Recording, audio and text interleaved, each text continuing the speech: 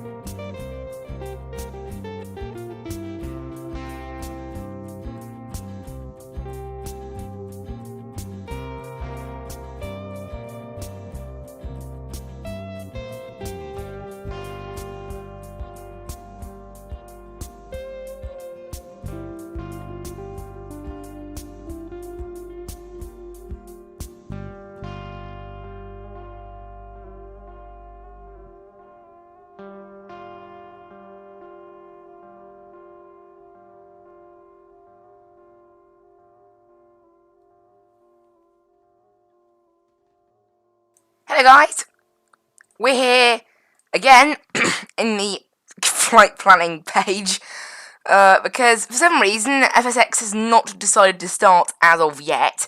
I started it at 8:20, it is now 8:32, and I've just got the desktop screen with Microsoft Flight Simulator loading up, and it's been like that for about 2 minutes, so I think I had to rebuild some scenery because I went into the here you go, it's just loaded in now, so I'll get it all set up for you guys and then we can load in. But what happened, I think I had to rebuild some scenery files. I had to like rearrange them because I deleted, remember the duplicated traffic?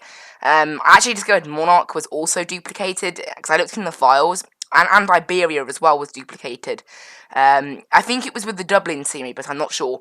I had a look in my scenery world scenery folder, which is where all the traffic is stored, and there were a few files that weren't World of AI, but were traffic files, and they luckily have the names of the airlines that they affected in them, so that was quite handy. And Swiss was also affected apparently as well, so I've deleted all of those files, so we should not have duplicated AI today, hopefully. I'm just about to go ahead and start the game. I'm trying to find, I just installed, like, yesterday, the Fly UK default planes again, so I'm trying to find them. Which for some reason I actually can't. I think I found it now. Although I'm pretty sure that's the PMDG one. And I can't see the Fly 2 one that I installed either, so it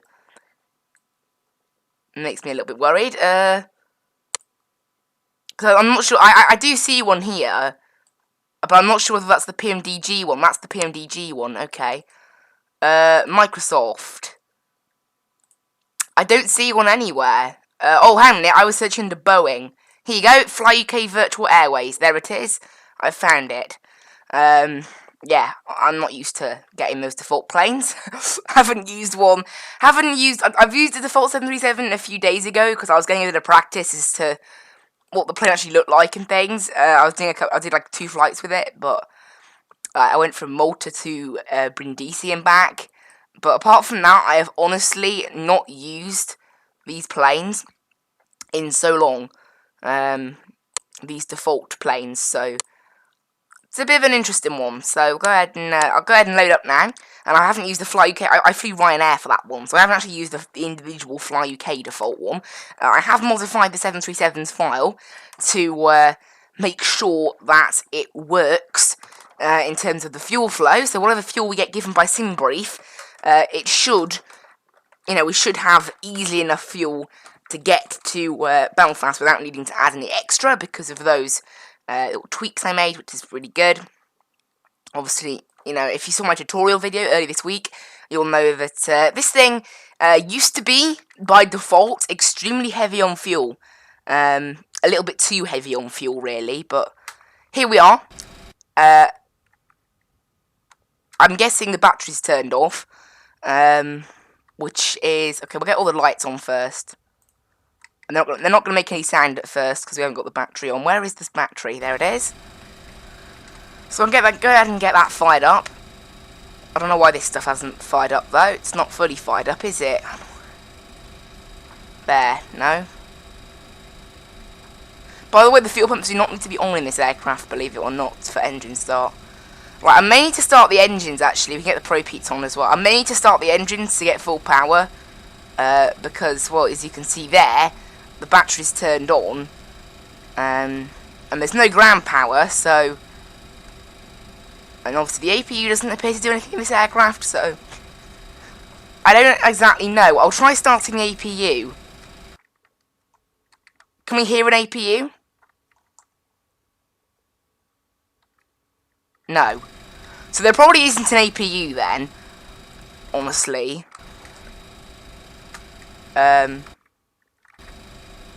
there probably isn't an APU, so I don't exactly know how we get more power. The Ryanair one loaded in like an already charged state.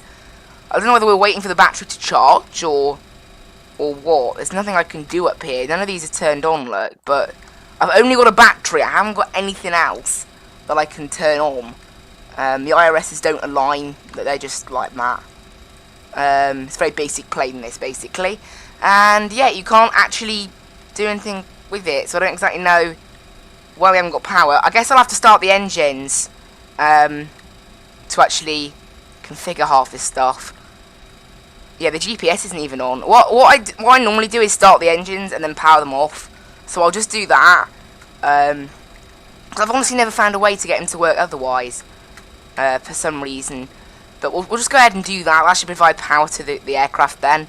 And as I said, yeah, for some reason it doesn't appear that the APU actually works. So there's no hope getting that. And as you can see, ground power, nah, that doesn't work either. So turning on the battery did something, but not everything. And then none of these buttons are clickable. So I don't really know how I can get power. You know, normally in the aircraft you'd connect a GPU and things, but it's not a thing.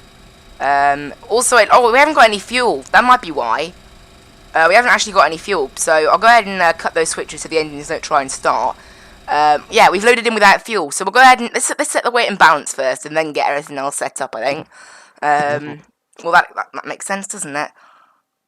Clearly done something just a little bit odd there, then. We're planning £11,200 today on this flight, so that's going to be 5,000. No, it's going to be 5,000. 11,200, 5,600 in each then, pounds that is. So we'll go ahead and load that in, and we'll go to payload now. So I like to put everything in the middle cabin to even out the weight, and it's just easier to put it all in one load. And we got 145 passengers. The calculation is 145 times 170, and that'll give us the weight in pounds of the passengers. So that is 24,650. So 24,650, and the cargo is in pounds as well. And we're looking for a zero fuel weight. Again, I have corrected the empty weight of this aircraft, so the zero fuel weight should add up. Although we get given gross weight here, so we'll use gross weight, which is 141. That's takeoff weight, and it is actually higher than it should be. So I think. Oh, that's because there's loads more cargo. Yeah, makes sense.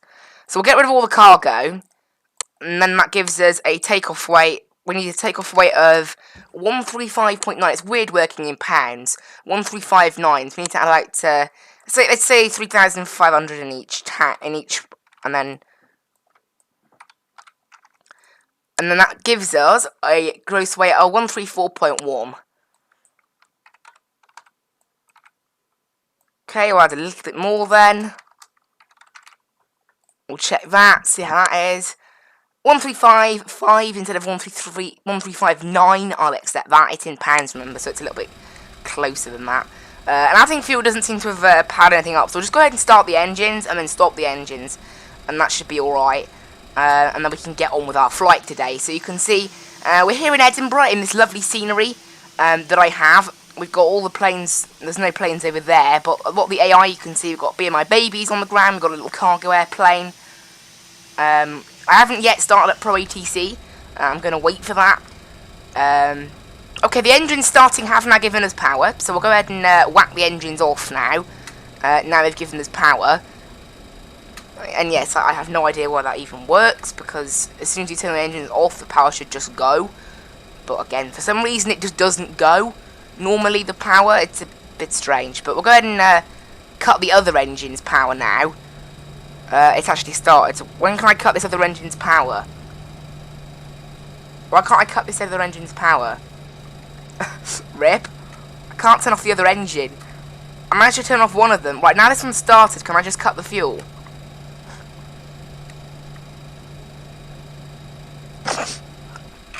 There. So use a little bit of fuel doing that, but honestly about like £10, so no issue. We'll go ahead and set parking brakes then. No chocks in this thing, of course. And we'll request boarding. We have 145 passengers on board.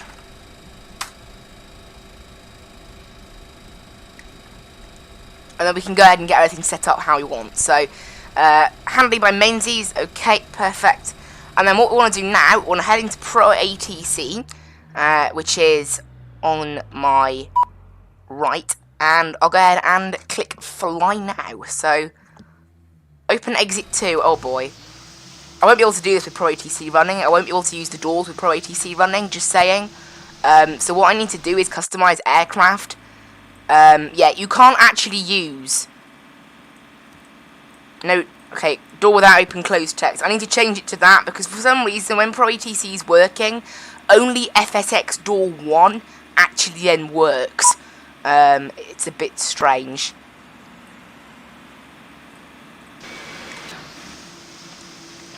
So what we now need to do is reset position of GSX. Meanwhile, we'll go ahead and start at ProATC and get our flight underway. And yeah, request boarding again.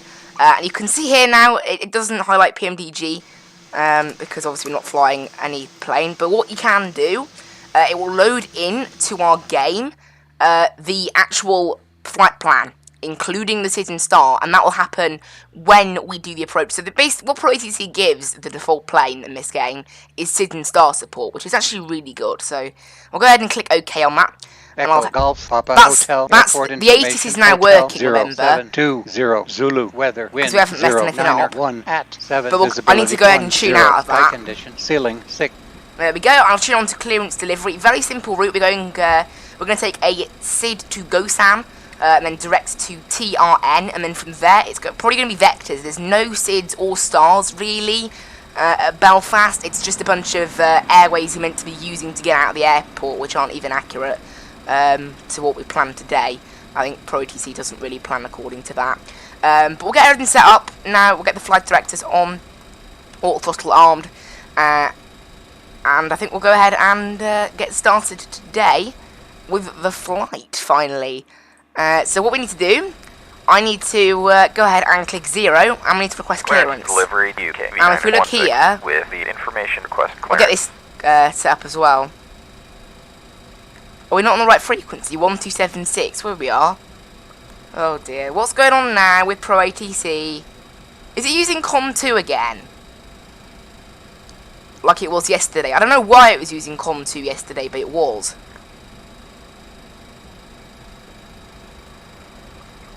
Clearance delivery UK V916 with the information request clearance.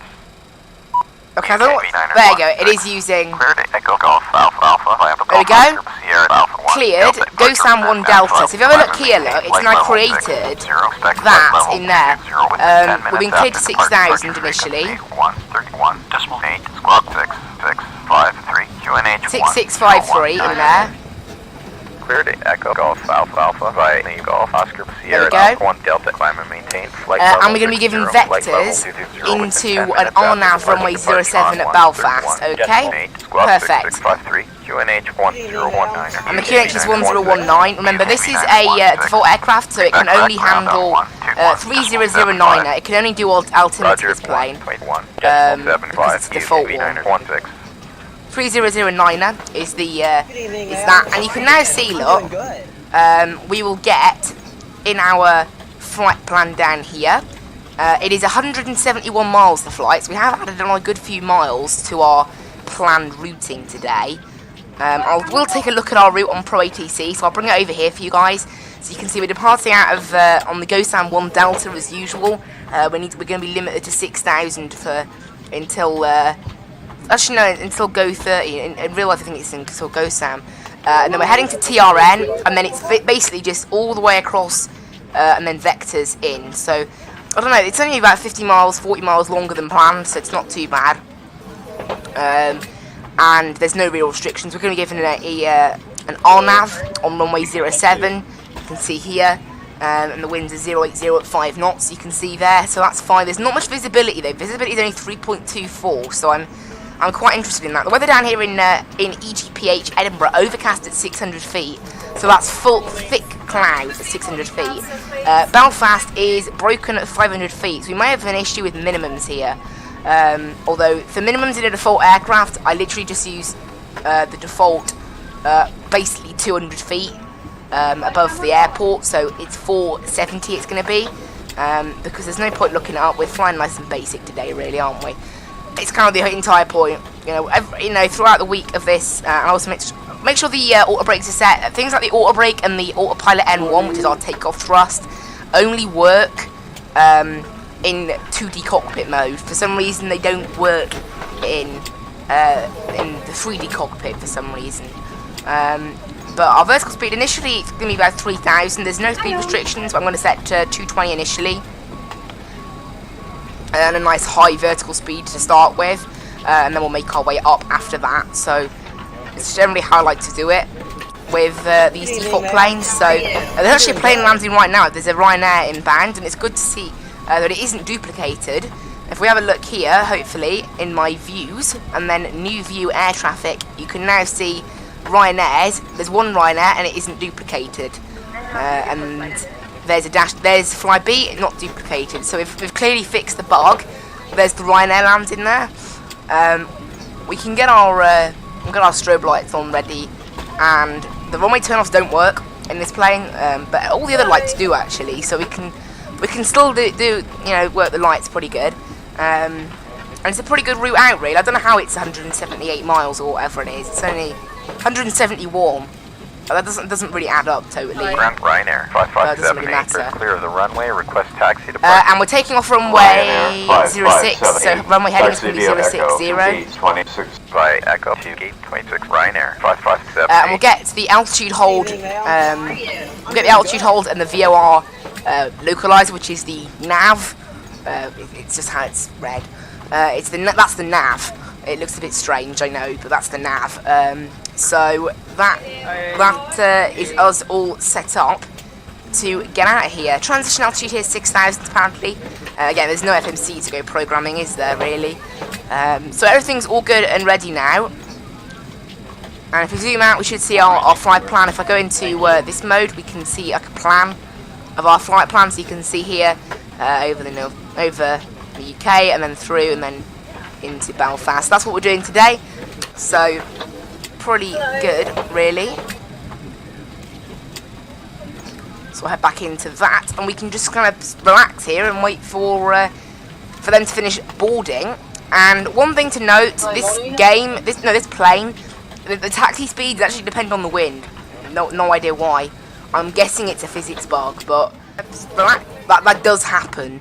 So be prepared for some slight weirdness there. Doesn't look like we'll be in much of a queue for departing traffic. That Ryanair's just landed from Alicante, I think, and that BMI baby's off to East Midlands. Maybe that's why BMI baby failed. I mean, honestly, I don't see anybody flying from Edinburgh to East Midlands. Maybe I'm wrong. Maybe that is a common route, but there they go. Obviously, yeah, BMI baby are not a thing anymore, but I thought it'd be quite nice to have their AI pack still in the game, really. We're going to go ahead and request Ground start UK pushback. V916, request startup and pushback. UK V916, startup and pushback approved. Roger, UK V916. Hello, Captain. We are ready for pushback. Lock in gear. And now it is using COM 1, so who knows. Because I've just had a look at the active. If you press 0 and have a look at flight plan info, it does actually tell you there, look, what frequency you're on. I've set the score, everything's already. Cruising altitude today is flight level 220 as planned by SimBrief. All of this stuff is planned by SimBrief today. Of course, we're doing 2 flights. They're very short flights, these. They should take about half hour. The first flight is going to take 40 minutes. The next one's going to be 38. So both of them are going to be very short today. There goes the BMI baby. Off to Nottingham East Midlands. Bye-bye. 737-500 maybe. Quite old. Push back left, obviously. Departure check completed. It's parking brakes. All engines clear. There we go. And we're going to have to use auto start because, again, as part of my practice on this plane earlier this week, I did actually try to start the engines like you would in the real life plane. It's a bit different in this plane to the real life one. You put the start switches in flight and then you introduce the fuel like you normally would, but I did that, and for whatever reason, you know, I put the switch in the right place, the ignition in the right place, and I introduced the fuel. Nothing happened. It never went further than like, you know, 22 N1 or whatever, you know. No, N2 I mean, when it introduces the fuel in real life. I don't know why. I'm guessing it's a bug or something strange. Maybe that's why FSX has auto start. I don't know. As I said, you can never expect, you know, the most of quality from this plane. It is of course a free plane, and that's kind of why we're doing it. We'll set flaps 5 now. Yeah, it's kind of the reason we are doing this today. It's kind of to celebrate the end of FSX, final week of FSX. Do something a little bit different, a little bit of fun. Why not? That's kind of my thought behind it. I'm gonna get lovely FPS in this plane. That's one bonus that these planes have. They are absolutely wondrous on FPS, no matter where you fly. I mean, that's probably because there's no detail in them. But it's still nice. Set parking brakes. Set parking brakes. Waiting your confirmation for good engine start. Engines are good. So yeah, we're all good up here. We got our taxi lights on now as well. It's nice to see the lights are all functioning, but as I said, the default planes in FS 2020 are far superior to this. They actually look like the real thing for starters. I mean, this looks nothing like a 737. I think everyone knows that. But this looks absolutely nothing like a 737. But yeah. Unlocking gear. It's quite funny, really. So it's good fun, though. I think it's good fun to fly these slightly different planes every now and then, you know? It's quite interesting. But you can see there, I don't know, that Rhino is taxiing to stand 28. We're going to make a straight on Echo, and then a left onto Alpha, and runway full length, basically. Should be good enough for us. We'll go ahead and request taxi. UKV-916, request taxi.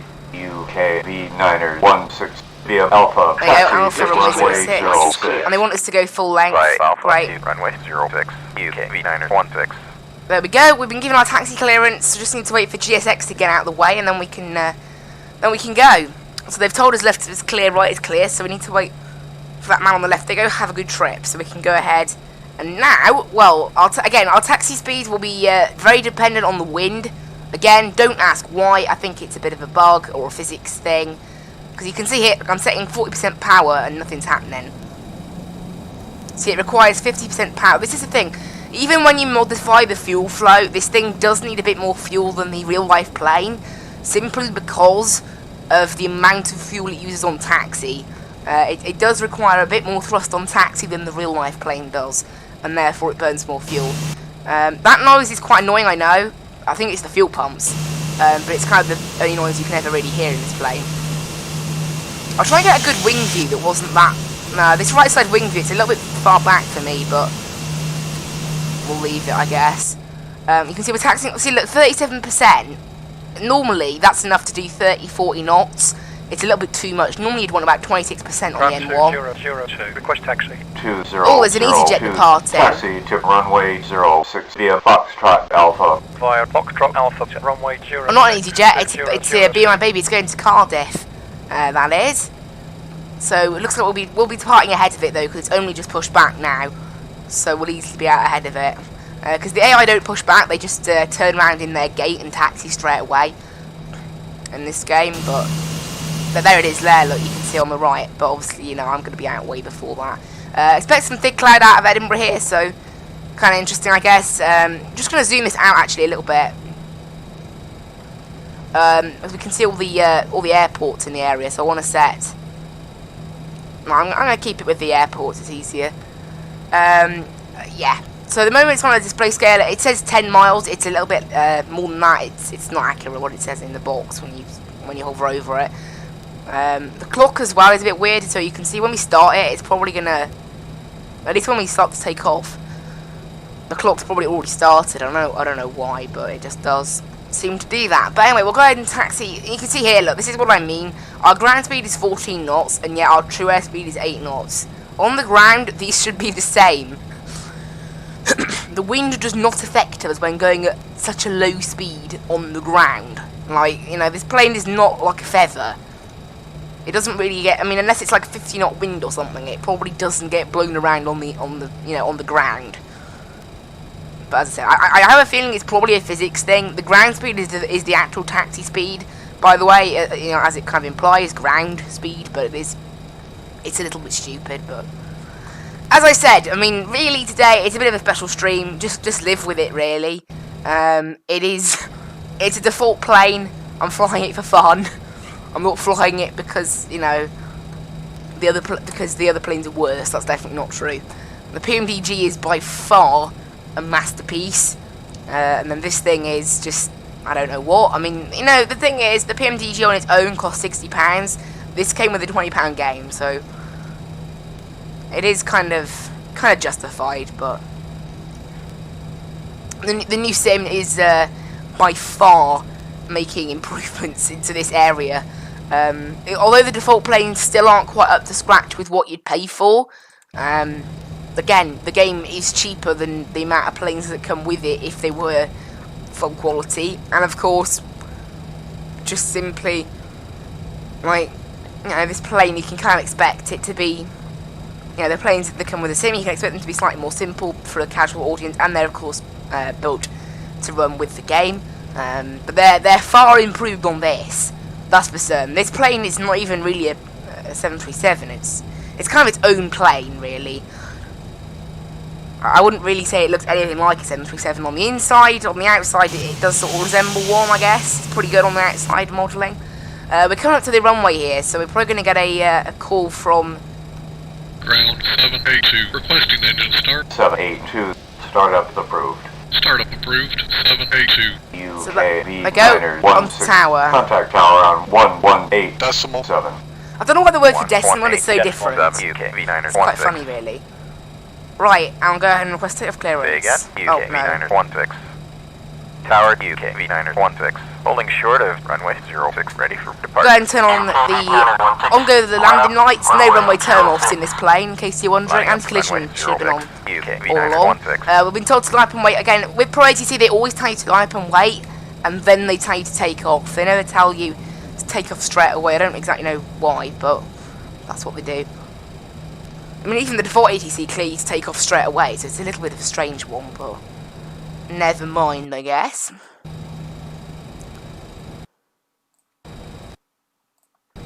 Then we're going to be at 6,000 on the climb out for a little bit, and then we'll be cleared all the way up to cruise altitude, probably.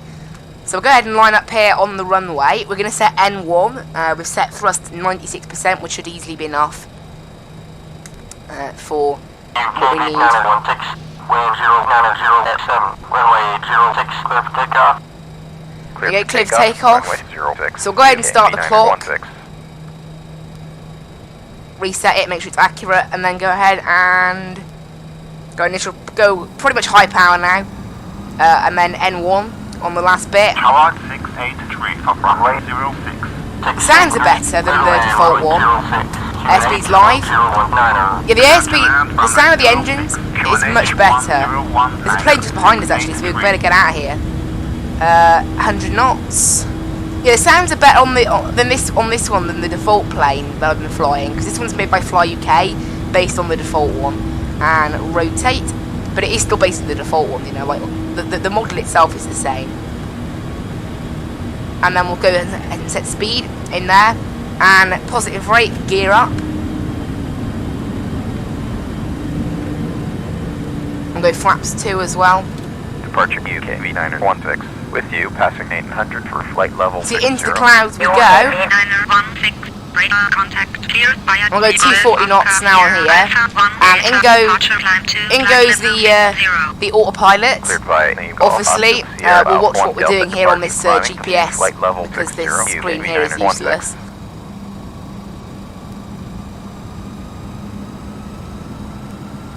And you can see now this plane's going to start to gain speed now. The auto throttle on this plane is a little bit dodgy, so again, just ignore slight things that may happen to do with that. The plane suddenly pitching down or up or whatever. Flaps can come up now.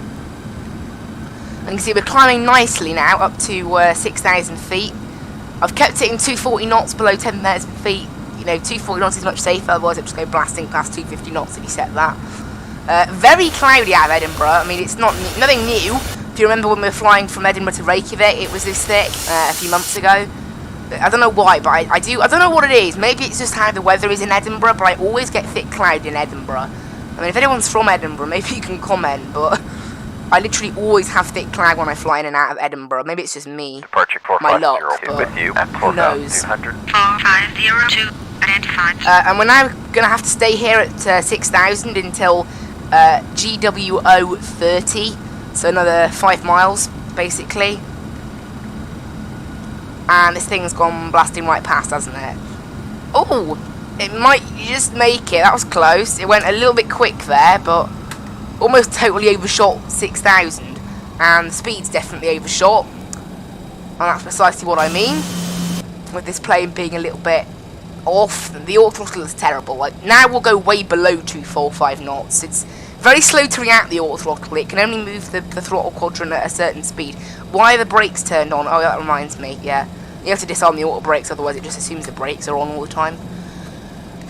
On a full climb, though, I tend to use N1 thrust because it's a better way of making sure that the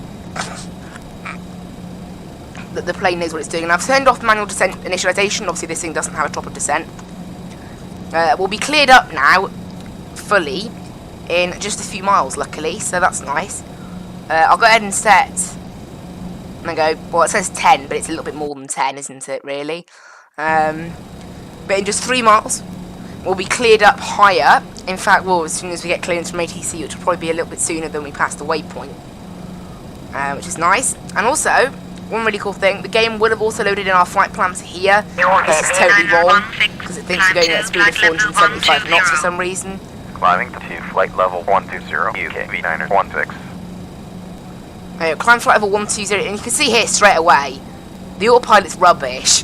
Not the autopilot, sorry, the auto throttle. The auto throttle is absolutely terrible. It was so slow to react then, to starting the climb. It's unbelievable. I don't know why. I'm guessing it's just very poorly coded or something. You can see here I can do pretty much just a rocket climb now, up to 10,000, like you would in real life. But obviously I have to do it myself using, obviously this whole plane is controlled with your speed and your vertical, you know, everything, you know, all done like that. And I will just quickly make sure as well, if I go into realism, settings, I think it might be in display actually, and then aircraft, make sure that this is correct. No, this is not that one. I think it's under realism, but I can't find it. Realism. So display indicated. Make sure that says display indicated airspeed. It does. Obviously, I haven't flown on this PC. I haven't flown a default plane in absolutely ages. So I might mess it up. Right, off go the landing lights. We'll go ahead and just go down to 1,000 vertical speed, but luckily we'll go to there. Go passing 2,000 now. We'll go up to initially 295 knots, but that will decrease with altitude. Actually, it won't decrease with altitude because we're not going right up to flight level 350 or 330 or something today. Again, the altitude performance on this plane is also slightly wrong. I'm going to set N1 now and allow this plane to climb as much as it wants, basically.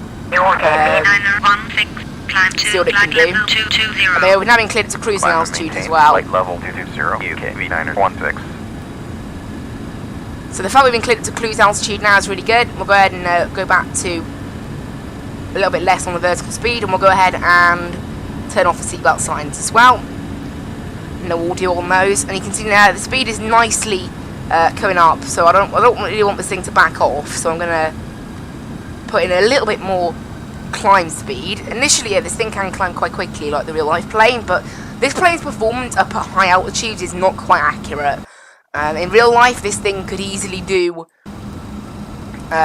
go up like Mach 7.8 quite comfortably to like 370 and 390. Well, 370 is probably the limit, but even going to 350 in this plane, you have to start slowing down and doing like a 600 feet per minute vertical speed. It's a little bit off. It's okay for a default plane, I guess, but it's maybe not the best. So you can see here on the departure on our little nav thing here. I think I'll go ahead and do that, and I'm just going to go ahead and scroll all the way down to the bottom so you can see how far is left on the flight. So we've got 144 miles to go. Not a long flight, this one, remember. We've got no altitude restrictions apart from just the nice simple RNAV. Now, in terms of vectors, because we're flying a default plane, it actually puts, you can see this waypoint here, CRDWF, that's the vector. So the game puts the vector into the plane itself, so we won't listen to the vectors, we're just going to follow the FMC. Because if you remember what happened yesterday with the GPS, I guess it is in this plane, but if you remember what happened yesterday when flying with ProATC in the PMDG, the vectors given to us were wrong. And that's very, very frequent, unfortunately, with ProATC. I don't know why it does it, but it appears to be a bit of a bug. 16, contact radar on 119.87. 119.87 UK. So we're now climbing upwards to flight level 220. Radar UK V916 with you. And our speed is coming up as well, which is nice. We're cruising at 230 on the way back, so a little bit lower. No, a little bit higher, I mean, on the way back by 1,000 feet, not really any different. I don't know how long we're going to have at cruise, probably not too long. Well, it's probably enough, easily. Probably about, you know, I think we'll probably start descending maybe 80 miles before. Right now, I can't really tell our top of descent properly, because the way ProATC calculates it is based on our current altitude, so I won't know our top of descent until we're actually at cruise level.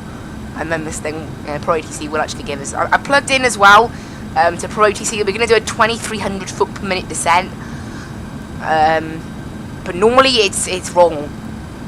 Like ProATC will tell you to descend slightly early, so normally doing a 2,000 foot per minute descent is still okay, despite what I've told it.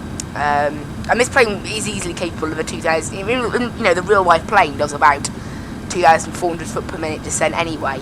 Until we get a little bit lower down, and then it starts to slow off, but that's generally, again, because of things like restrictions and whatever, so this thing should easily be capable of 2,300 foot per minute descent. Right now we're doing a pretty good climb.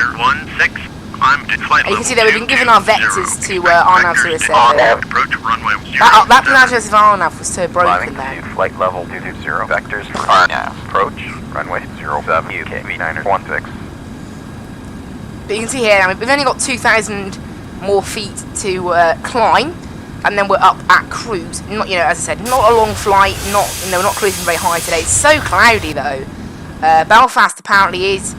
Clouds are broken at 500 feet, so we may even have some problems with minimums here. Having to go around because the weather is not the nicest. Now, luckily, it does actually plan an alternate for us. ProATC. Our alternate is Echo Golf Alpha Lima, and that is Eglinton. That's overcast at 100 feet, so it does look like we're going to have to be landing in Belfast, even if we can't really meet minimums, because unfortunately our alternate is actually worse than our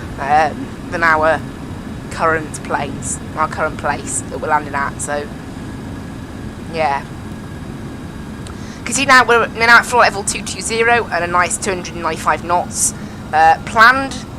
I'll have a look on. I can have a look if I go to pre-file the flight but don't pre-file it. It'll tell me what the planned true airspeed was.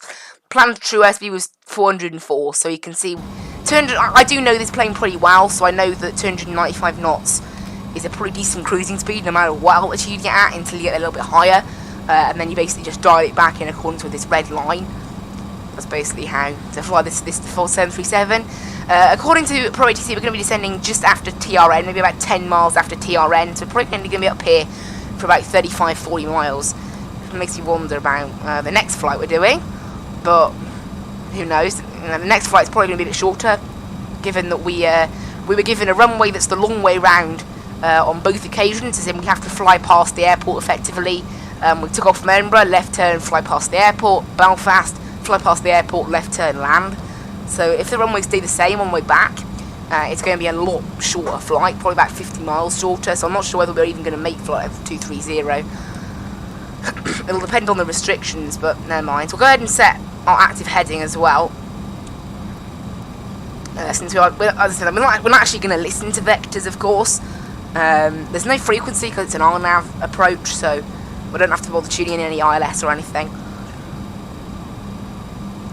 So we should all be good. And so there's a bit less AI around at the moment now because, of course, I turned off the duplicated AI.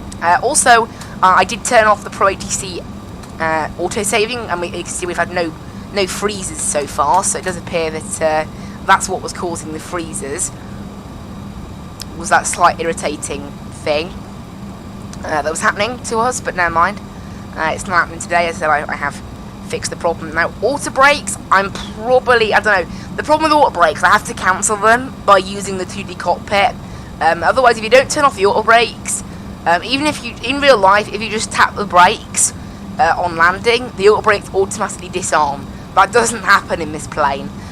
So I think we're going to use manual braking coupled with reverses today.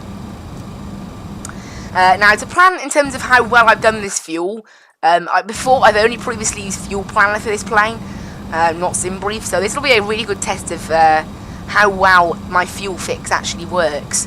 Well, I found it online actually, but how good the fuel fix works. So, our reserve today, we're meant to be landing, this is, okay? We're meant to be using, on today's flight,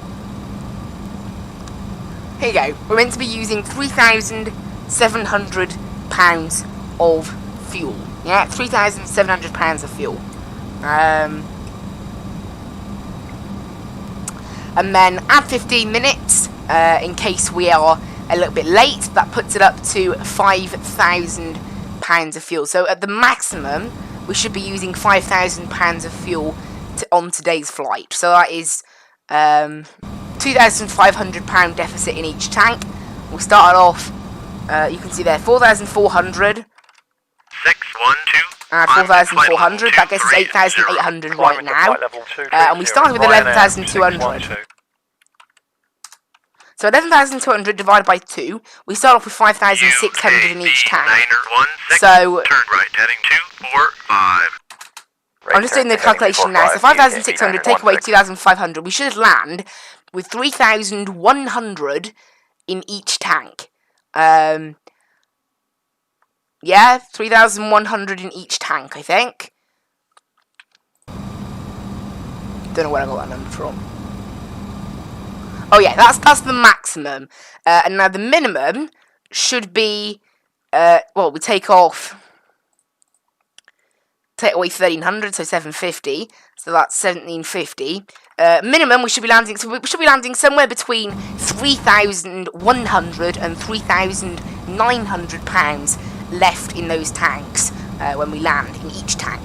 So that's how much we should have.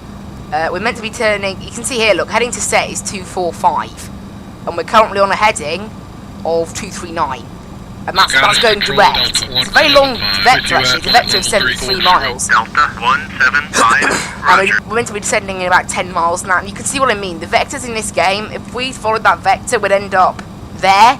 Our waypoint is there. I don't know why they're wrong, but they just are. And I'm used to it. Perfectly used to it.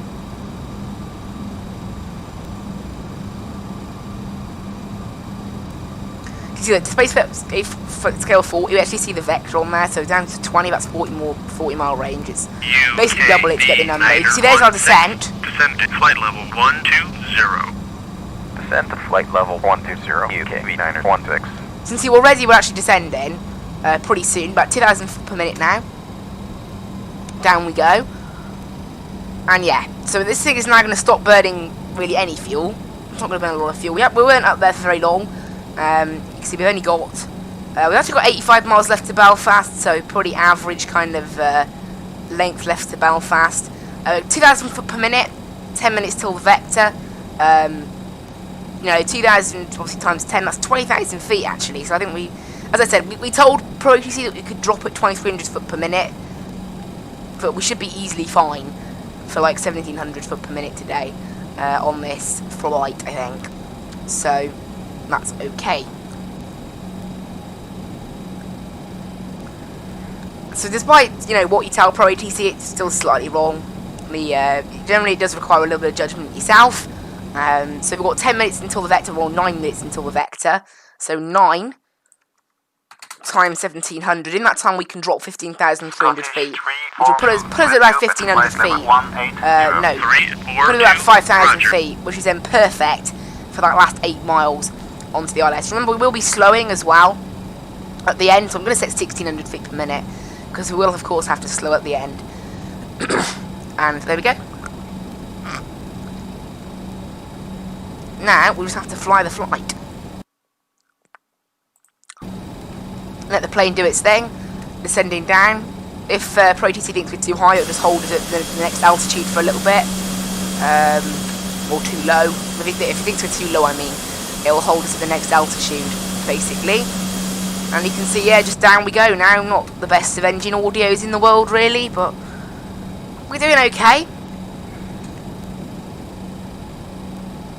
And the pressure down in Belfast. Oh, wow. I never set standard pressure.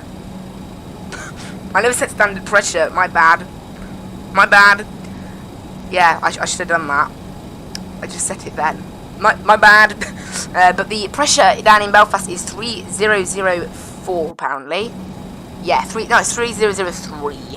ProATC does slightly get it wrong sometimes. Remember, this plane doesn't have QNH. There's no option to switch it to QNH. Because remember, the default flight sim, generally the best system is just to press B. You can see now we're below 18 in this game again. This game is quite old. Not old, it's quite basic. So remember, in the US, the transition altitude is 18,000. In this game, the entire transition altitude is 18,000. So when we fly tomorrow, we'll have to remember that the transition altitude is 18,000, not 6,000, because we're using the default ATC, and they'll freak out at us if we do anything wrong. That's how the game works. So, of course, tomorrow we're flying down to Menorca from Cardiff. Quite a long flight for a plane like this. It's not the most exciting of planes to fly, I have to be honest. There's not really a lot to do in it, is there? But never mind. And you can see, I'll just keep the distance up on here. So we're 66 miles from Belfast. And I'll just keep watching that, basically. It's quite a good thing to watch. Just means it kind of helps us keep track of where we actually are. Transition altitude is 7,000 apparently, according to ProATC here in Belfast, so that's what we're going to be setting. So down we go. Very thick cloud, although it's not that. It's broken at 500 feet still. Weather is 70 at 7 knots, 16 degrees, so not that warm. There's 15,000 feet. Go ahead and turn the seatbelt signs on, not that you can hear them. UKB 9er They go descend to flight level 70.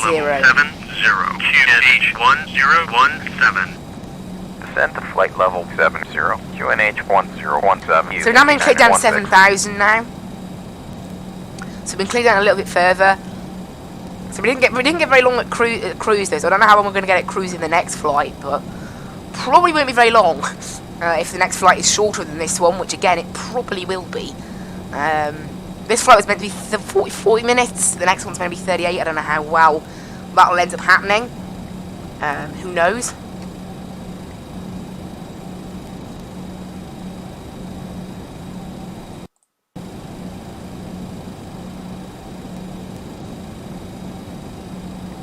But right now, we're just descending nicely. We're going to basically fly past the airport. It's going to be on our left, not we're going to see it because of the thick cloud. And then we'll be able to... Is it broken or overcast? If it's broken, yeah, it's broken. That's what I thought, looking at the clouds down there. So broken means roughly 6/8 of the according to the little Metal robot machine thing, about 6/8 of the cloud is full. Flight level 70. Contact approach. So you can see there, we've been handed off to approach now. So they'll probably give us the RNAV approach that we were asking for. Not that we've been given, I mean. Didn't really ask for it. Approach UK V9er 16, passing flight level 130 for flight level 70. UK V916. There you go. Expect vectors to just approach runway 07. Turn to heading 245. So the heading is still wrong. Approach. Like, runway still. 07, heading 245, UK V916. So it's kind of unbelievable. That heading is still wrong. They haven't decided to change their mind yet, but yeah. So and then it's going to be a very sharp left turn, basically, onto the ILS. Then we're just 49 miles away from Belfast, so I might step up the descent just a little bit now. We are going to be slowing down soon, though, to be fair. So the fact that we're slowing down will mean that obviously it'll take us longer to cover that distance. Obviously we have to slow down for 10,000 feet, remember, which I will initiate at 11,000 feet, like in the real plane. So down to 240 knots now. So I'll do that now. 240 knots, right down. UK V916. Descent to 5,500 That's random. QNH. 5,500. Why so random? Descend to 5,000. You can see now, this thing is now leveled off. We're gonna. The thing is, we're bringing in a bit of speed brakes. It does mean that this thing will start to ramp up the engine power because that's how bad the auto throttle is. Also, the speed brakes in this plane are way too overpowered. Even up to the flight detent level, they're still way too overpowered. And you can see we start gaining extra speed now because of how bad the auto throttle is. It starts to think, oh no, we're dropping too much speed, quick, and then it backfires. So we'll go ahead and go full. Basically got to deploy it, and then I don't know why the auto throttle in this plane is not what you'd call the best. You can see that it's really terrible what it's doing right now. It's not really keeping track of what on earth we're doing. Doesn't really know what we're doing. But what I'm going to do, there you go. We'll just keep it at a nice 1,800 foot per minute. We've slowed down to okay. This thing's just gained another 10 knots without me wanting it to. But hopefully it will just start. There you go. You can see now it's now it's idling off. We are going to start slowing down again. You know, you can't really pay too much attention to these speed restrictions in a plane like this that has such a bad auto throttle. I'm just going to set really low amounts of spoiler, and that might it still puts in the throttle. So you can see that overall the speed brakes don't really do a lot. In the end, they end up being kind of a bad thing rather than a good thing. But never mind. The cloud doesn't look quite as thick as even broken now. It looks more like scattered, so I think we'll be okay to see the runway somehow. It does actually appear that the AI, though, are using the other runway. I'm looking at this here, and it definitely looks like, I'm looking at the map, and there's an EasyJet inbound to EGAA, which is Belfast, and it's definitely going for a runway, the other runway that isn't 07. Now, I have got the option ticked, I've got the option ticked for a runway 07. We're going to grab the 80s quickly and make sure something's not going on here, because I have a feeling that's what's going on. The plane's being a little bit dodgy, maybe. Runway 7 is in use. Okay, I don't know what's going on there then. If runway 7's in use, I don't know what that plane is doing. And that is the FSX one, because of how it's written. 1285 we need to set, by the way. I need to go back onto my assigned frequency. And just check I'm on the right frequency by saying say again. We're already past transition altitude, actually. So I'll go ahead and set 3003. And yeah, I'm pretty sure we've actually accidentally lost 1282. Say again. UK V916. UK V916. Descent to 5,500 QNH 1017. So you can see we're now on the right frequency. We have reached 5,500 a little bit too early. Because I ramped up the descent thinking it might be an issue. We're only 30 miles away now. I'm going to request a direct to the ILS now. Not ILS, a direct to the RNAV because of how the it's actually a benefit to us to request it now. Request direct Alpha 07 India UK V916.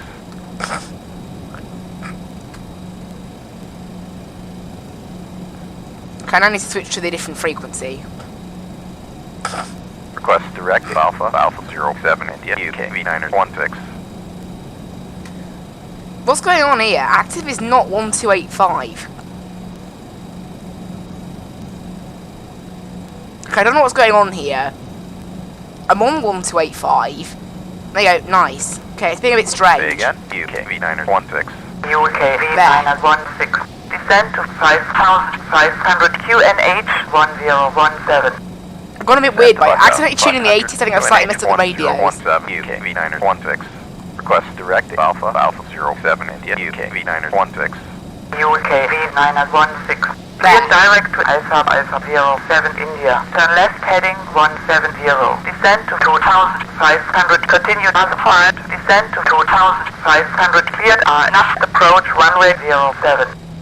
I mean, it said to menu, no, not menu, sorry, flight plan, and then we go down to where we want to go direct to, and then we hit direct, no, not, always confused me with this, I think you hit menu, yeah, menu, activate, and then now, if we enable VOR localizer, it should fly to that waypoint, and we need to start slowing down now, actually, so I'll go ahead and set flaps 2, to help us slow down. We'll go 220 knots. You can see now the plane should start to slow itself down. We need to be at 2,500 feet or above for this our nav. I'm just going to set it as 1,000 foot per minute now. You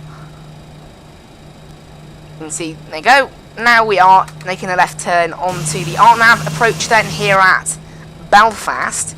And yeah, for some reason that EasyJet has actually used the wrong runway. Despite the fact that that isn't what ProATC was saying, so I don't really know what's going on there. Because I said I tuned the ATIS, and the ATIS didn't, said they weren't using 07, so who knows what's going on there. Descend to 2,500. Cleared final approach. Contact tower at the marker. Frequency is 118.3. So you can see we're now onto the approach look. 500 cleared for final tower at the marker. And we'll drop the speed to 200 knots now. And bring in flaps 10. Because that's the most we can go without it yelling at us. I'm guessing it does yell at us like the real life plane. Remember, we're not setting auto brakes. We're going to be doing our own approach using the. We're actually now into the thick of these clouds above the airport. But yeah, we're now going into we're going to be using manual brakes because of the buggy auto brakes. And you can see actually we've gone flaps 15 by accident, and the game didn't mind, so we'll just go flaps full. Because why not? Actually, no, it does yell at us.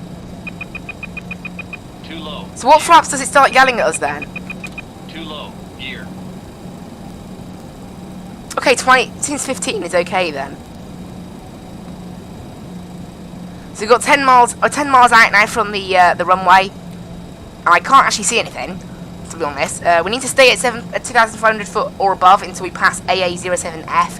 We need to go on to tower frequency now, on 1285 apparently. That's not accurate. We'll try swapping it, 1183. Say again, UK V916. UK V916. Descend to 2,500. Cleared final approach. Contact tower at the marker. Frequency is 118.3. Yeah, it is 1183. Descend to 2,500 cleared for final tower at the marker. There's a bit of a bug going on here, I think. UK V916. There's definitely a bug going on. There we Tower go. UK V916. On final. With some of the Uniform frequencies. Kilo Victor 916. Reduced to final approach speed QNH Right, 1017. final approach Clear speed to about land runway 07. 140 knots now. Reducing the final approach speed. QNH 1017. Gear down. Cleared to land runway 07. And out goes the autopilot. And out goes the auto throttle. Not that the auto throttle is really much of an auto throttle anyway. And I can't actually see the runway, and we're doing an RNAV, so yeah. I mean, we're just using the standard 200 foot above the airport minimums because I don't, we're flying less than basic today, aren't we? So I can't really see the PAPI lights of any kind, or anything, in fact. And I haven't really got a glide slope to help. But we're 4 miles out, so I know roughly around this altitude should be good. I'm just going to idle the power now because we're going a little bit. Actually, I need to bring this back a little bit. Slow it down, and slow down the descent rate as well because we're only 3.5 miles out, but this should be okay. The airport, remember, is at an altitude of 200 feet as well, so. But yeah, I'm probably going to totally misjudge this approach, actually. Also, this thing is having trouble maintaining this altitude a little bit. There you go. I think we're breaking through the cloud actually, so I should be able to get a better. I think I'm probably too low at the moment. I can just see the runway actually. 1,000. Because these clouds are a little bit. There you go. Actually, we're pretty good. Maybe slightly too low, but actually the puppy lights are agreeing with us. They're looking okay, so we should be all right. But yeah, they are quite like quite low clouds, really, aren't they? But there we go. Approaching minimums. Give the plane a little bit more power. Minimums. To help us. There we go. And hopefully we can do a nice smooth landing. This plane is pretty nice to land, actually. It's quite smooth, really. Although at the moment I am struggling with the just keeping it up in the air properly. It's dropping far too much.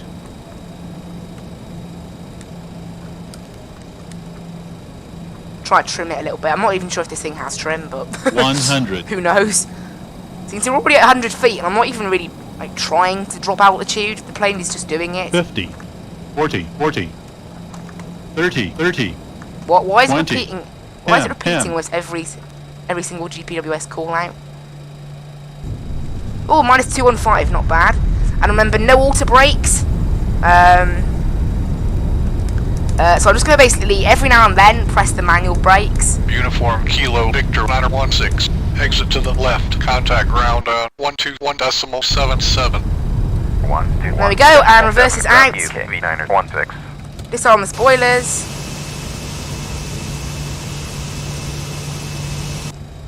The spoilers aren't disarming.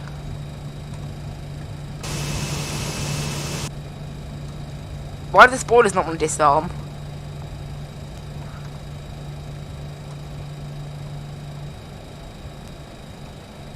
The spoilers don't want to disarm. Rip. Go ahead and stop the clock there, which will turn it to 0. And 32-minute flight time there. Hello and welcome everyone. And we've landed, you can see there, 3,800 in the tank, so perfect. And we're going to go ahead and request taxi to Ground parking. UK V9er 16. Is clear of the runway. Request taxi to parking. UK V9er Oh, there you go, they finally switched themselves now. Bravo to Terminal 1, Gate 26. Gate 26, okay. By Bravo to Terminal 1, Gate 26, UK V9er 16. Get a little bit more power now because this thing needs so much power when landing for some reason. You can see here is the lovely Belfast Aldergrove Airport. I love the layout of this place actually, it's really nice. Ground Easy 834, request taxi. Easy 834 via Alpha Charlie Delta, hold short of runway 07. By Alpha Charlie Delta to runway 07. Easy. So the AI are using runway 07 then. So that EasyJet that landed using the other runway, which is a bit, that must have been a bug or a bit of a weirdness. But there we go, hello and welcome everyone. Taxi lights on, line lights off. Hello and welcome everyone. Holding our position. Easy 834. Hello and welcome everyone to Belfast Aldergrove. I'm going to taxi down Alpha. I'm going to make a right turn and then another right turn into stand 26. Parking next to, I think, is it the TNT cargo plane over there. Got a Jet 2, plenty of EasyJets on the ground as well. It's a nice airport this for AI. There's quite a bit in the area. But yeah, hello and welcome everybody to Belfast Edinburgh, 8 minutes quicker than planned, so that's a pretty decent flight. We're going to do the flight back now, of course. 834, continue taxi. Continue taxi. Easy 834. And there we go, just going to taxi down here now. Pretty good. That's off to Gatwick, that EasyJet. And the other EasyJet that just got in is coming from Manchester, so very short flight that one, Manchester to Belfast. You can see here they go, it's taxiing down, we're going to make a right turn. That's gate Alpha 24, Bravo 24, Charlie 24. And then, yeah, we're going to make a right turn and then another right turn into stand 26. Quite close to the general aviation parking. We're parking there next to that TNT, what looks like a 767 or a 777. Definitely quite a big plane. If we look at air traffic, here you go, oh, it's an A330. No, A300 I mean. So A300, you can see here, look, it's obviously going to be a Dutch register. Yeah, you can see I accidentally opened up a new window actually. Or else because I clicked new view, yeah. So that's an A300 there, and we're parking next to. Don't exactly know why there's a plane, a cargo plane at the passenger terminal, but again, just ignore it. Gonna turn into the terminal now. That's a very nice sort of straight run then to the runway. Not to the runway, to the gate. Should be able to see the GSX marshaller guy pop up at some point.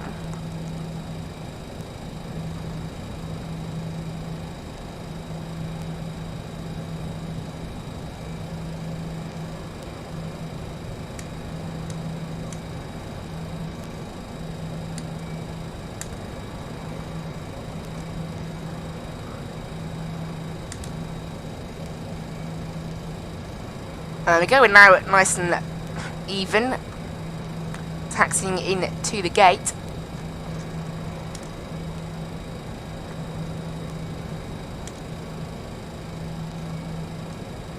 And just let those numbers roll down, try and get some perfect parking action. Pretty good, pretty good. I'll go ahead and idle the engines and cut the power, and that is it. Go ahead and open the door. And hello and welcome everybody. Anti-collision's off. Hello and welcome everyone to Belfast. Go ahead and request deboarding. And there we go, we have now landed. There goes that EasyJet taxiing down to the runway. We're going to be using that one later actually. Yeah, now to land. I think they must have just, like, that one EasyJet that landed for some reason used the wrong runway. Who knows why. But there we go, hello and welcome everyone then to Belfast. We're going to do the next flight now, so that will be good. Don't know where the stairs are.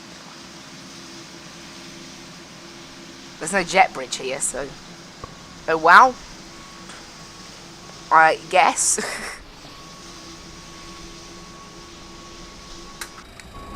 But there we go, hello and welcome everyone then to Belfast Aldergrove. Go ahead and turn off the seatbelt signs. And I think we can go ahead and set this back up to about 6,000, which will probably be our initial climb out. And then runway heading as well, which is going to be about 070. And then up to 220 knots on here, which is definitely going to be our climb out speed. Unless there are any restrictions, which there probably won't be. There's no seed out of Belfast, so we're not going to have anything there. But we'll go ahead and stop the flight on ProATC and just immediately start the next one. So stop current, and then start the next one. I've already planned the route for it, so we're all good. So I'm going to instantly start the next one. Click OK. Echo, Golf, Alpha, Alpha, airport information, Tango 0820. There we go, and then onto the moving map. Once again, get rid of the inactive aircraft, and then there we go. There's actually an EasyJet just departing over there, and there's another EasyJet just landing. There it is. And here we are on the ground, just kind of chilling here now. While we wait, go ahead and stop recording on that. 166 miles in the end we flew. Start the next flight now actually. Pretty much just immediately we can start the next one. And we'll go ahead and request clearance. Clearance delivery, UK V917 with... Oh, so we'll have to wait for the boarding to finish and start again, so it won't be an immediate thing. Oh, not this bug again. Why does it never know what frequency we're on? I'm not on 1220. Echo, Golf. Why does it think I am? That's why I don't know. It's so bugged. This, thing.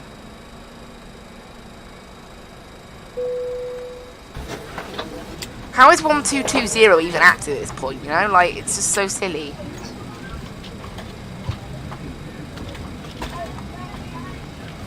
So now, I don't know what's going on here. It's being a bit strange, I think. Thank you. Bye, thank you. So it seems to be reading the standby as the one that's active, which is really silly. I don't know, we'll try that. Clearance delivery, UK Well, it's in standby. V917 with the information request clearance. UK Yeah, okay, that's really strange. Runway 07, cleared to Echo Golf. Okay, vector departure. Departure to and then climb to flight level 80. Expect flight level 230 within 10 minutes after departure. Departure frequency is 130. And then we're going to be given the Gerva 1 Echo arrival into Edinburgh, and it's going to be flight level 120 at Gerva, 7,000 at Taunton, and then it's going to be vectors into the ILS. So I'll just show you guys the route for the next flight this is now. So making a very... 917, read that correct. contact ground on 121 distance 75. Roger, 121. Decimal 75. UK V917. So we can now see, look, we're going to be departing out of Belfast, straight out departure to Maggie, and then to Gertha, which we need to be at flight level 120, so we probably won't make our flight today. And then from Gertha, we're going to have to go to TLA and then to Tartan, and then into our vector. So it's a bit of a weird departure, and then into our vectors, basically, into Edinburgh. So yeah, as I don't really like Edinburgh Airport the way it's laid out, but that's what we have to deal with today. If you look at flight plan, you can see, no, here you go, heading to our GPS. Flight length today is 169 miles. So a little bit, about the same length actually of the flight we just did. However, I may request a direct from Gertha to the ILS because I hate those stars. I really hate them. But there we go. We'll go ahead and focus on our own aircraft then and load it in. There's plenty of planes now on the ground here. There's 2 planes departing, and of course the plane that's just landed, an EasyJet from Birmingham. There it is.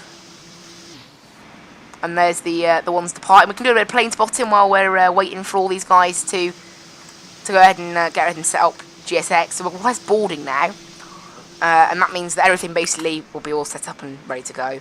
And then after that, prepare for pushback and departure.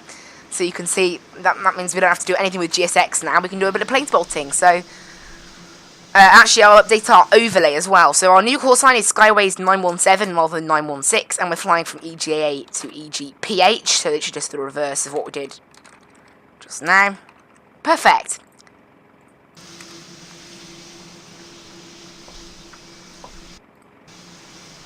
And now we sit and wait until we finally depart. There goes the EasyJet. Hold your position. Hold in our position. Easy 1904. So there goes the EasyJet, look. Away it goes. That's going off to Gatwick now, and then the next departure, that's going off to Malaga. That one there.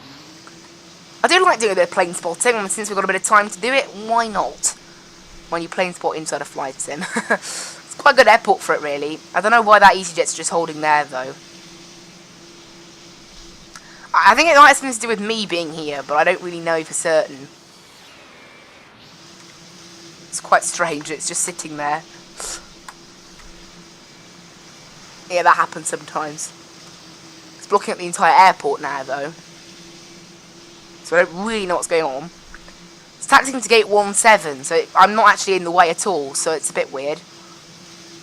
But it's deciding to just wait there. You can see there's the plane to Malaga now departing. And actually, that reminds me, we need to set our weights for the next flight. So the next flight we have 139 passengers.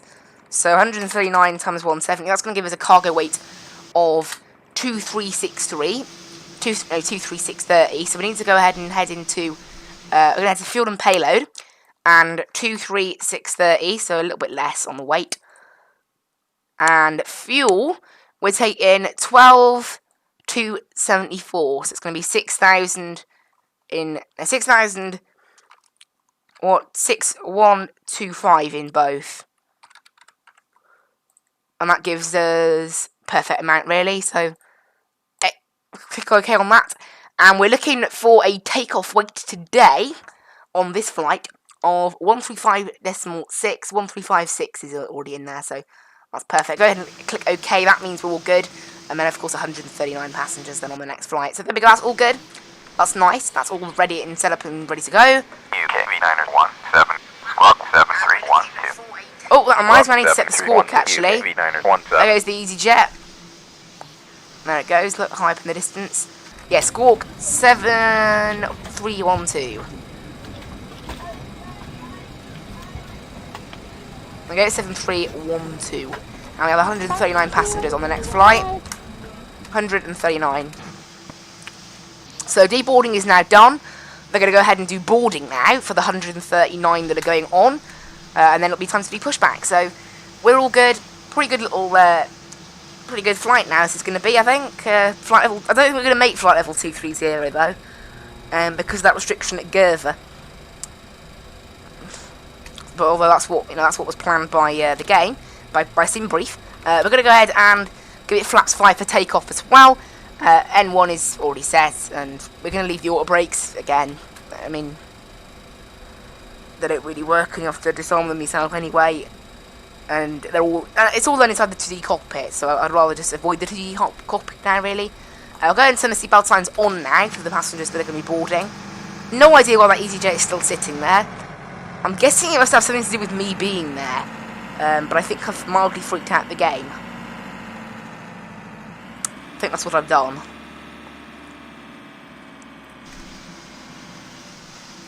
Yeah, I've definitely mildly freaked out the game, I mean. Hello! Yeah, that EasyJet's just sitting there, isn't it? And you can see that there's the passengers on their way, and there's the bus on its way back. Quite funny, really. Maybe the EasyJet's waiting for the buses, I don't know. Who knows? And we're also waiting for baggage, of course.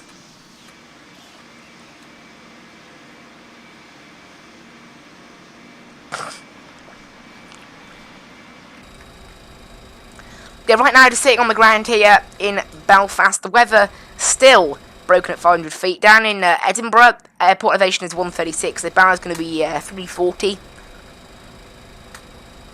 And it is an ILS, so it is actually about 340. 340, here we go.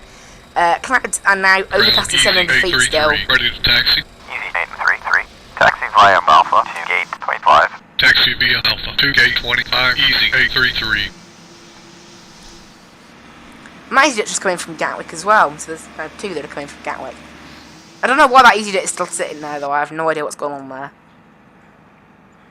As I said before, the fact that I don't interact with the default ATC, I think it does mildly break the game, and it's you know what, like, it thinks, oh, they're not communicating with me, problems. But that EasyJet's actually going to park just there on stand 25.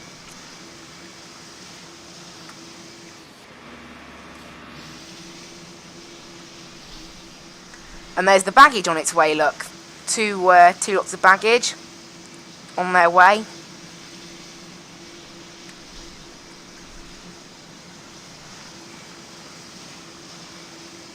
But yeah, we're good now, just need to wait. V917, squawk 7312. Oh, 7312. 7312, UK V917. I have. That says 7312, you stupid game. Stop pestering me. Oh, whatever. Hello. Yeah, 7312. Okay, I don't know what's going on there. Game's been a bit strange, obviously.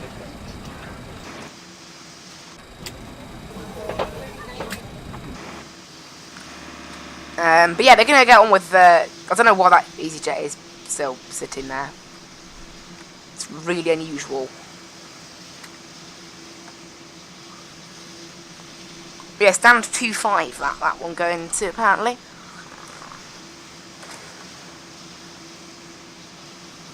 I have no idea what that one's doing now. I've got no clue.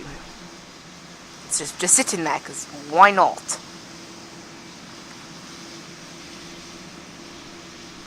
I wonder if they're going to give it stand 2.5 as well. No, stand 2.4 they've given it. Not 2.5.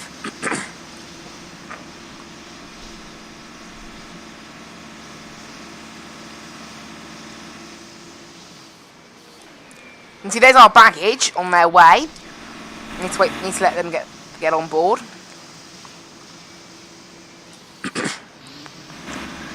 Before we can actually get back to Edinburgh. They're taking their time, aren't they? Come on, GSX services. I wonder if that one will have to hold position now. I'm pretty sure our GSX buses have now got back to the depot, so I don't know why that's waiting. 833. Hold your position. Roger, hold position. That one's going to wait as well, look. Is it me? Like, is it the fact that my plane's in the way? But it isn't really, like, is it causing a slight blockage? Because it's a bit weird now. Both of these planes having to just sit here and wait. Although it's not showing up on the ATC, actually, which is a bit strange.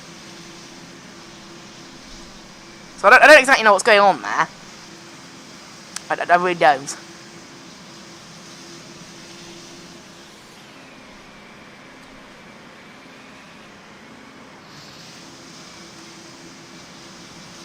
Eventually they're just going to have to, like, delete because they've been bugged out. It's really strange.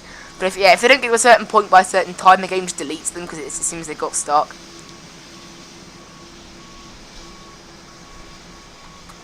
But yeah, now look, none of the vehicles are moving about, so it doesn't really explain why they're not moving. They've just stopped or whatever. It's probably the fact that my plane's there, isn't it? It's probably like freaking them out because I haven't talked to the in-game ATC. It's probably what's doing. But yeah, we'll just watch the baggage be loaded. Fuel's all ready to go. All the planes loaded and ready to go. So just need to get all this stuff on board and we can get out of here. That's the thing with the default plane. There is literally almost no setting up that is needed to be done. There's very little. Right, there's not really anything I need to do. Just let them go on with it. That countdown though, bottom left, 2 days, 14 hours, 8 minutes and 43 seconds. Come on. Keeps counting down. Just waiting. Waiting and waiting. You can see here, look, they've actually almost finished on the baggage and the passengers, so that's really good. There's nothing else I need to do, is there, in terms of departing? Nope. I'm going to get the anti-collisions on now, actually, because we're going to start the engines pretty soon during pushback. Heading's already in, altitude's in, initial speed is in, flaps are set, N1% is set. Cool. Everything is all good. I mean, we'll set the trim as well, so it's a little bit more in the takeoff range. There we go. And we should be good. And they've almost finished boarding, so we'll go ahead and request start and pushback. Ground UK V917, request startup and pushback. UK V917, startup and pushback approved. Roger, UK V917. So there we go, we're going to be pushed back now, hopefully by GSX once, I don't know, boarding's completed, so I don't know what's taking their time. Go ahead and shut the door. And there we go, there goes the pushback truck, as the last of the baggage things pull away.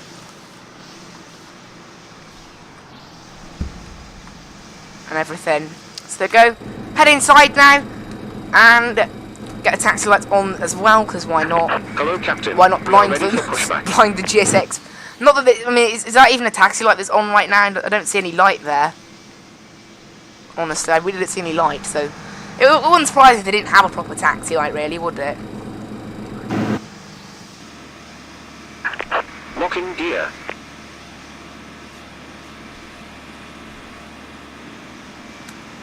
Come on, push me back. Still waiting. Taking their time.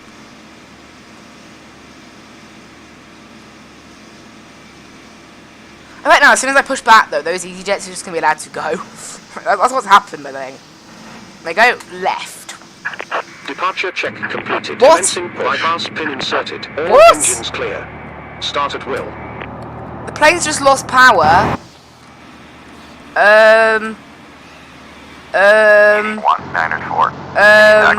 Roger, Easy 194. What? Easy 833. Continue taxi. Easy 833. Hello? The battery's even... Hold your position. The battery doesn't work anymore. 904. Easy 833. Hold your position. Roger, hold position. Easy 833. What? What on earth has happened here? 904. Continue taxi. Roger, Easy Yeah, look, as soon as I've moved, look, the AI... What? Continue taxi. Roger, Easy 833. What on earth has happened here? Hold your position. Can I actually do this flight now? Easy 833.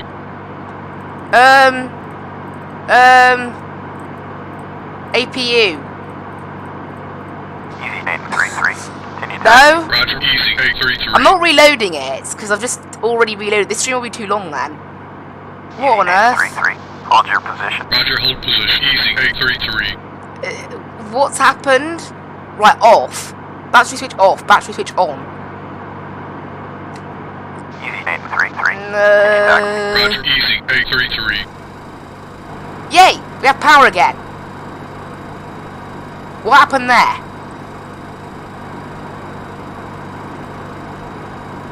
Okay, I'm not sure how we lost power briefly there.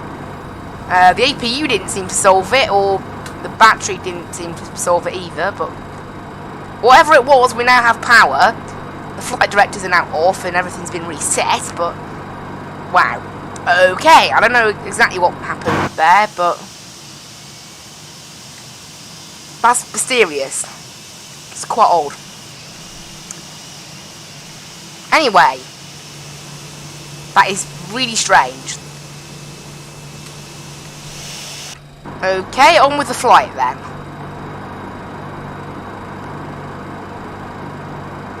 That's never happened before.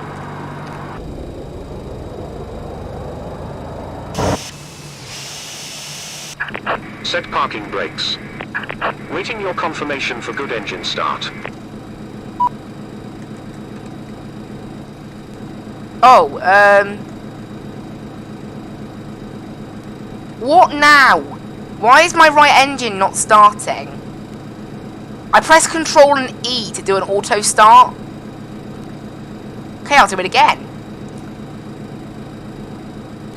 Okay, the gens are on. Unlocking. Okay, it's now stuck. What's going on with this plane? Why is it being so buggy? I pressed Control and E and it only started one engine.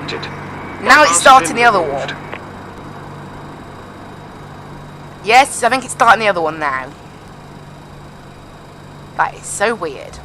There we go, good. I have no idea what's up with this plane, but that's making me worried now. This plane's being really strange. Great, so right, request taxi. Ground UK V917, request taxi. Left is clear, right is clear. Taxi via Alpha, Charlie Delta 2, runway 07. Via Alpha, Charlie Delta 2, runway 07, UK V917. There we go, all good. We're ready to go now. Just need to wait for GSX's message to clear as... Why is the taxi light off? I switched the taxi light on! But these lights have stayed on, so it wasn't the bat... What is going on with this plane? It's making me scared. Why is it just not... Well, I don't know what it's doing. Also, we're going to request a direct to the ILS, because there's no way I'm sitting through that stop. What? What? Okay, the plane's going left. What? Okay, that's now about 4 or 5 bugs that have happened within 5 minutes. I'm not looking forward to this flight anymore. What's going on? Oh, please. Hopefully it just doesn't do anything else stupid now. Hopefully that was the end of the stupidity. Yeah, these default planes are not the best. Say that for certain. Oh dear. Oh dear. Yeah, honestly, I have no idea what this plane is doing. No idea.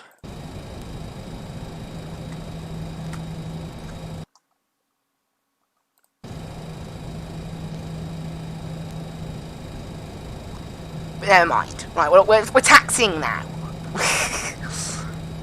And the plane hasn't failed on us yet. Right, it's going to be a straight down taxi then. Going to make a left here and then all the way down to the end of the runway. Not quite to the end, it's almost to the end. We can get the landing lights on now and the taxi lights off because we're about to cross the runway, and then we'll just leave it like that. Yeah, I don't know what's going on with this plane. Honestly, I really don't. I don't know whether doing 2 consecutive flights has freaked it out or something, but yeah. Very weird. Very, very weird. Okay.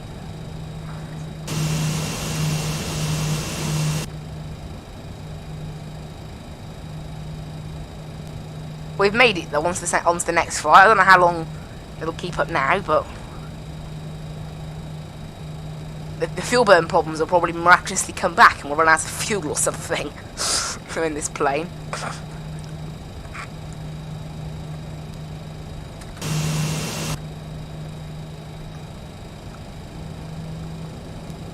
You're not technically allowed to refuel, so UK V917. Fly don't let you refuel, so 18.3. yeah. 118.3. Okay, taxi onto the runway then. We've been cleared onto the tower frequency.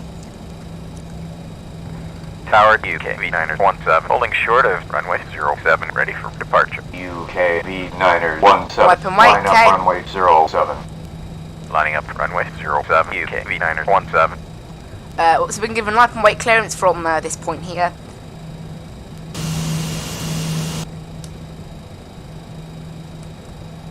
So they go taxiing onto the runway. Need to be cleared for takeoff, remember. Everything's all set up and ready to go then, so just need to get a clearance and then that'll be it.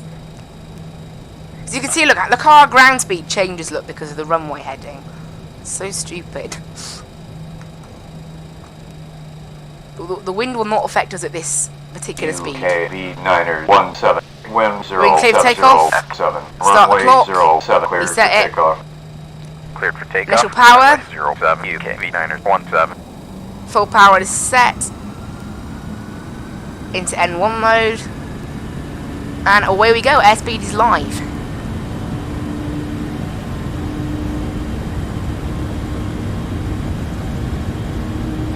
A knots.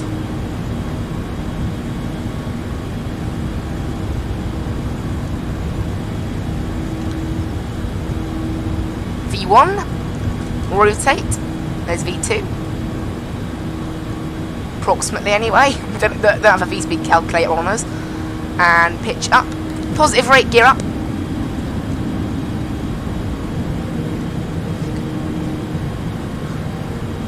And then continue the high power takeoff out. With you, passing 1000 for flight level 80. UKV917, climb maintain flight level 80. Climbing to flight level 80, UKV917. And flaps are already... Flaps are in, and over to the speed mode we can go now then. And push the plane up a little bit. And up to flight level 80 we go. We're going to do a pretty quick climb here today, I think. As because of this. There we go. Right turn to heading 080. So now we're on our flight out. Climbing out of Belfast. Transition altitude is 8,000. No. Transition altitude is 6,000. That's when we'll go standard pressure. And we're now doing a nice, very steep climb out of the airport. We've only been cleared up to 8,000 at the moment. I'm doing a nice steep climb because that's what I want. And I'm going to request straight away a direct to the ILS because of the strange route we have to follow. Charlie, India 06, turn left heading 055, climb maintain 4000, climb maintain 4000, cleared ILS, approach runway. The game's going to freak out now, by the way. Direct Charlie, India 06.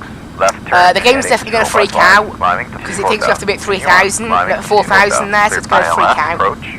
So we're going to do, we're going to set menu and then activate, and this plane should start to turn left. Should. Or it isn't. Okay, we may need to use heading for a moment. Heading of 055 apparently. Oh, that looks pretty accurate actually. Climb and maintain 4,000. We're going to hear this slightly odd bug this entire time, so ignore that. Flight level 100, UKV917. UKV917, climb maintain flight level 100. Climbing to flight level 100, UKV917. Request flight level 140. So I can only just keep going request every time I go. Climb maintain flight level. So there you go, I have to keep doing that now. Climbing to flight until level cruise. 140, UKV917. Request flight level 180, UKV917. And we're going to go ahead and gain speed now. Climb maintain flight level 180. Climbing to flight level 180. So yeah, the direct feature also works pretty well in ProATC then, we've established. Well, I don't know, the vector they've given us may not be the most accurate. I don't know. And then request altitude. Request flight level 220, UKV917. UKV917, climb maintain flight level 220. Climbing to flight level 220, UKV917. And then finally request altitude 230. Request flight level 230, UKV917. UKV917, climb maintain flight level 230. So yeah, we're now in clear to cruise altitude. So up we go. We're going to set N1 power because this thing's autothrottle's terrible. As I think we've already established, in today's stream, really. We have clearly already established that.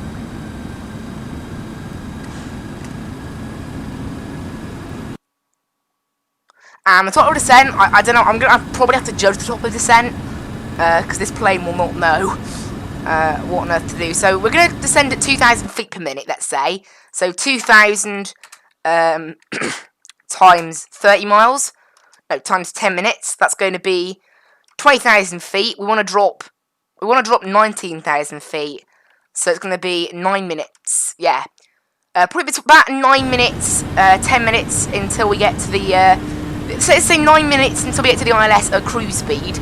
That will roughly be then a pretty decent descent place, you know, to start our descent. So that's what we're going to do. 9 minutes away at cruise speed. I need to go to speed mode now.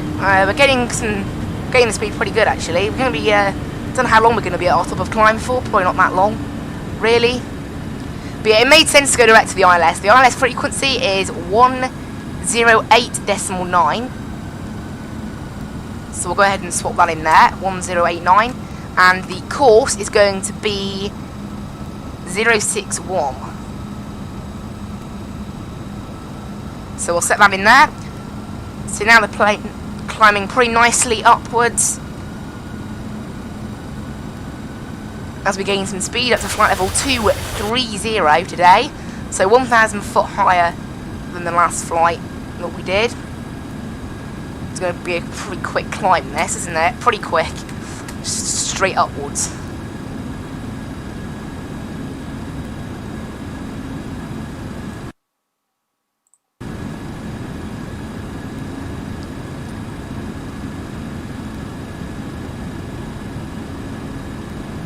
And there we go, climbing upwards, and we have just 84 miles to the ILS, so not long, and then 96 until actual Edinburgh, so nice, nice. I'm hoping the requested descent is still there. It is good, because it won't, because I've gone direct, it won't give me a proper descent figure, that's for certain. I'm looking pretty good on this current heading to get the ILS, so that'll be good. We'll go 300 on the speed. Go a little bit quicker, why not? I've got 13 minutes, we're probably descending in about 4 minutes time, something like that. Probably won't be very long. I might wait until more like 7 minutes out though, because remember I'm going to have to slow down. That calculation is at cruise speed. I'm going to have to slow down to 250 knots, remember. We can turn off the seatbelt signs now, actually. Landing lights we already turned off.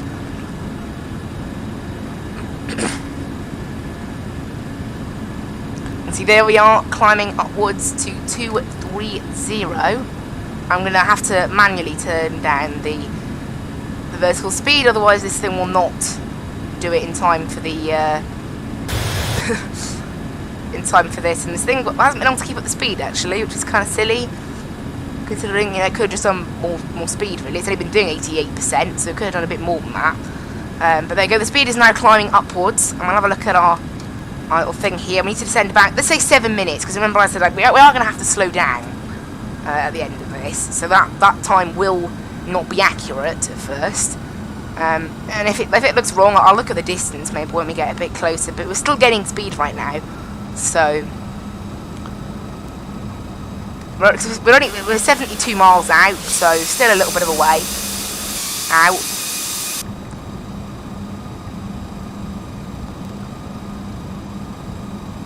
And there we go, up in the air, cruising pretty much direct to the ILS now, which is really nice. And we've got the ILS course and frequency in there plugged in, so that's great.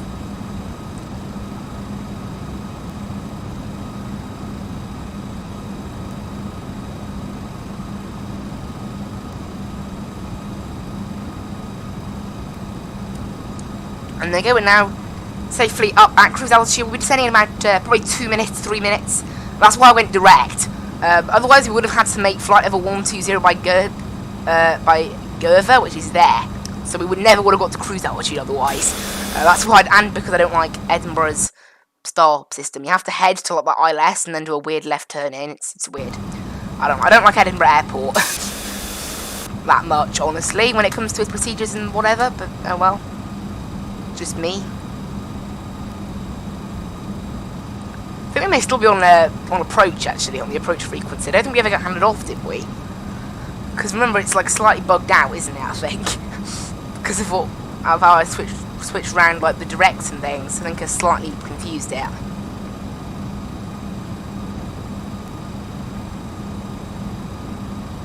But we're going to be descending very shortly now for our last flight. 74 miles left.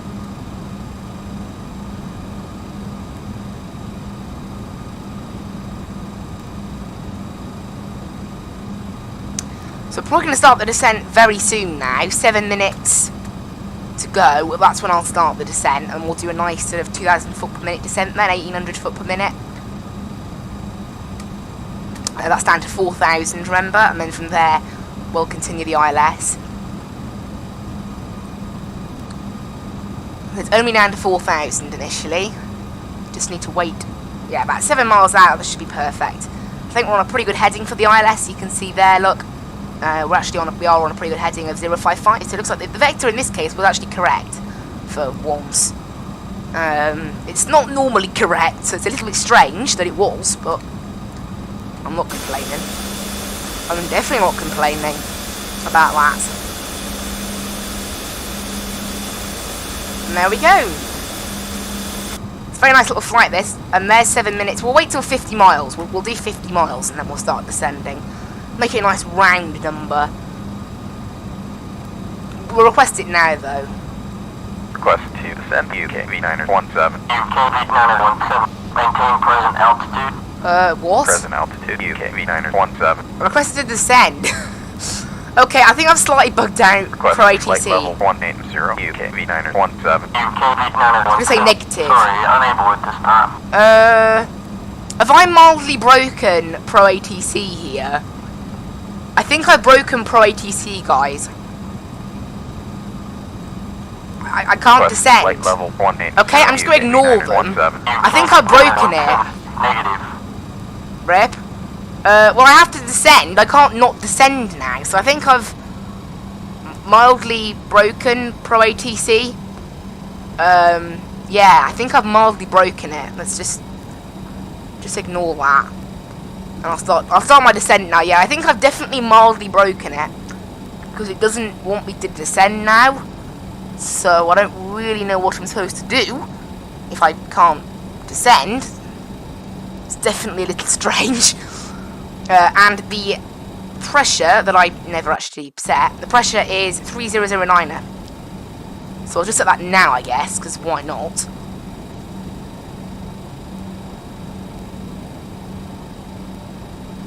And yeah, that's it now. Time to descend into Edinburgh. And I have broken ProATC. That's just going to be barking. I've broken ProATC. I think I may have to end the flight here, because if I think about it, if I go to land, yeah, I've broken ProATC, haven't I?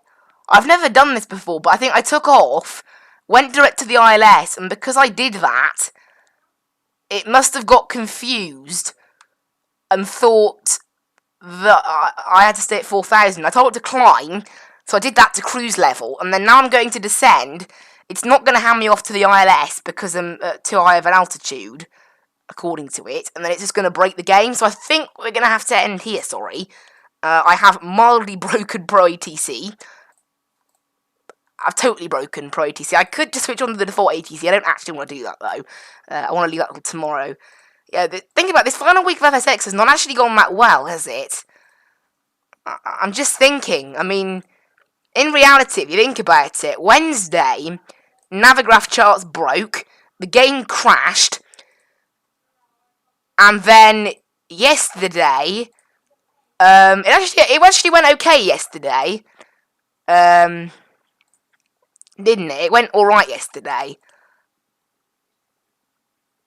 Yeah, it went okay yesterday, apart from not really finding a place to land, and a bit of poor performance, but apart from that, pretty good. So yesterday was pretty good, and then today, yeah, I accidentally broke ProATC. I've never managed to do that before, so I hope you guys really enjoyed. Yeah, sorry about that.